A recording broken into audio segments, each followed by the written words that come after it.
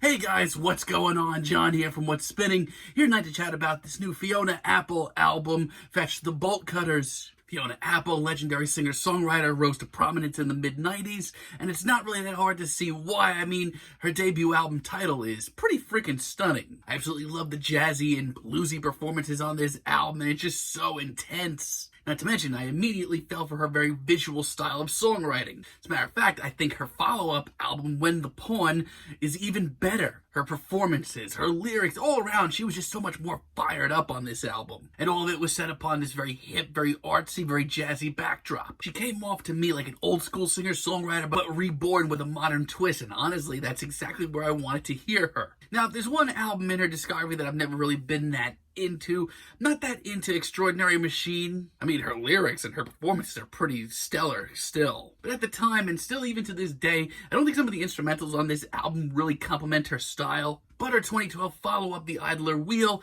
actually won me back very quickly, and it's a really interesting album. I mean, this is by far her most straightforward and stripped-down instrumentally album. Something that I always thought would really rub me the wrong way. However, the sheer emotion on this album really knocked it out of the park. So Fiona Apple, out of nowhere, is dropping a new album for the first time in 8 years. No singles dropping up to this thing.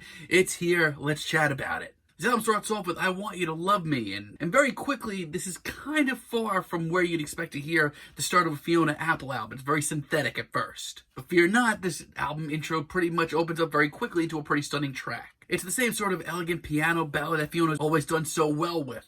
But outside of that, instantly, I honestly think that this is some of the most intense and immense music that Fiona's ever come out with. These lyrics here are a sharp departure from where she started in her early days. And I don't know if it's this quarantine that we've all been going through, but some of these incredibly introspective lyrics are just hitting me so hard. And on top of that, everything else here is freaking gigantic. The vocals are just so intense, they feel like they're just going to explode at any minute. This is a great intro. Now, if I would give you any recommendations going into this album, I would say literally nothing is sacred. With the next track, Shameika, you could take everything I just said about the first track and just throw it out the window. While that track had a lot of things going for it that you might have heard on her albums like Tidal, this track is a wild departure. It's a heady, wild ride with very intense lyrics from Fiona that kind of seem erratic at times, a little bit all over the place, but also are incredibly personal and universally understandable. Instrumentally, this is very interesting as well. It almost comes off to me like Fiona did this all in one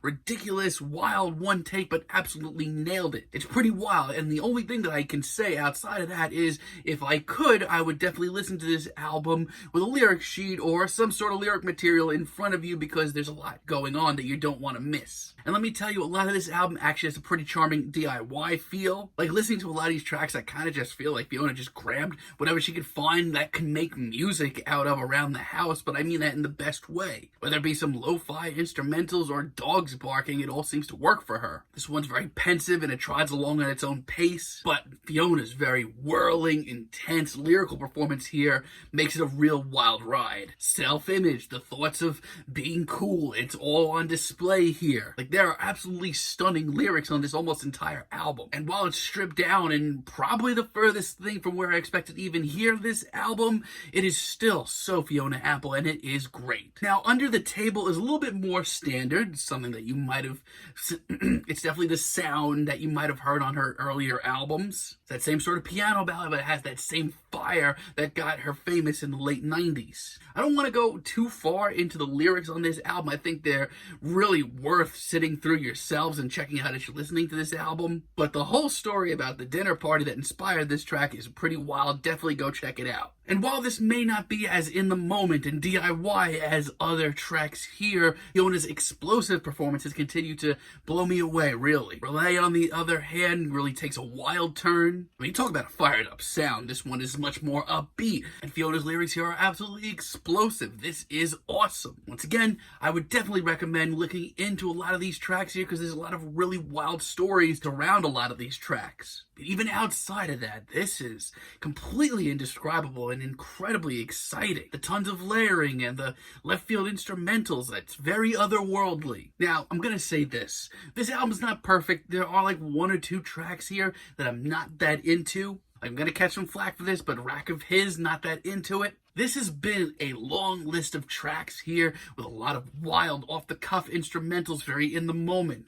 This is the first track that I hear here that I kind of find, like, ugly. And it's a shame because Fiona's performance here is just as bluesy and intense and likable. But for me, the charm just kind of fizzles away here. There's also a really weird, mysterious tone to this track that I just don't get. And sadly, I feel like Ladies is my least favorite track here. Honestly, it's all just about how drawn out and slow this track is. Like, take for example one of her earlier recordings, like The Idler Wheel. This track would have sounded tame on that album. Here, it just sticks out. And you know what? It's a shame because lyrically, once again, this packs a punch. Not only that, but it absolutely does belong on this album, following along with a lot of lyrical themes of other tracks here. But I don't know, man. Everything else about this track just bores me. Oh boy, but outside of that, this album is everything I kind of needed right now. This album is awesome, and Fiona has recreated this sound that I can't even describe or even compare to anything else. Newspaper, compared to the mysterious tones on Rack of His earlier, works so much better. This is much more of a tense,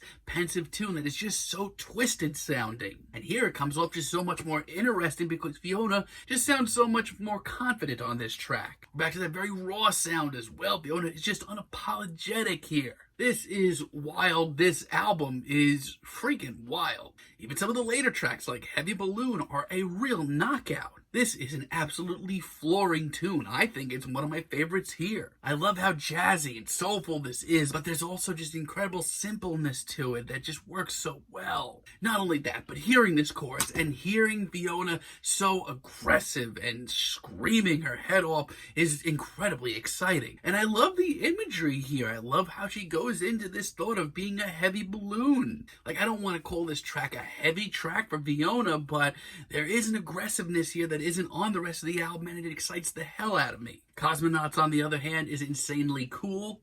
Here, listening to this, I kind of feel like I'm discovering Fiona Apple for the first time and stumbling across some super hip jazz club. It's wordy, it's personal, it's heartbroken, and it's intense. But it's also very breezy and whimsical at times. It's an absolutely fascinating sound. By the time we get to For Her, honestly, once again, I can't stress this enough, grab a lyric sheet, go to a lyrics website, and listen and read at the same time. There's a lot going on. Once again, here we are getting rapid-fire one-liners that you're not going to want to miss. But even outside of that, what even is this? What are we even listening to? This is out of control and certainly not for the faint of heart either. Drumset is also a great deep cut. I love the sort of stripped down feeling once again. Love how jazzy this is, and the layers of vocals are really nice too. I don't even mind that this one's a little repetitive. It ends up becoming more hypnotic than anything. It's just a very intense performance. By the time I get to On I Go, I'm actually exhausted. This is an album that demands concentration constantly, and it's one that's more urgent than I really thought that it was going into it. And you know what? On I Go as a finale is very good as well. There's part of me that maybe wishes this was a little bit more lavish of an instrumental, maybe a little bit cleaner as well, but that's me being picky. This is really pretty powerful still as a finale, and this album is really hard to describe overall. So honestly, I think Fetch the Bolt Cutters is not only Fiona's most intense and powerful and urgent releases to date, but it's one that demands your attention constantly. It's one that really forces you to look into lyrics, learn some of the incredible stories around them. It's fiery, it's explosive, it's vicious. Fiona does not take any prisoners here. It is a lot, but the result is honestly really indescribable and maybe my favorite Fiona Apple album from start to finish. I am feeling a light 9 on this album, but let me know what you guys think down below. If you like the video, be sure to give us a like, give us a subscribe, and let me know down below what you would like for me to chat about in the future. And until next time, have a great day, guys.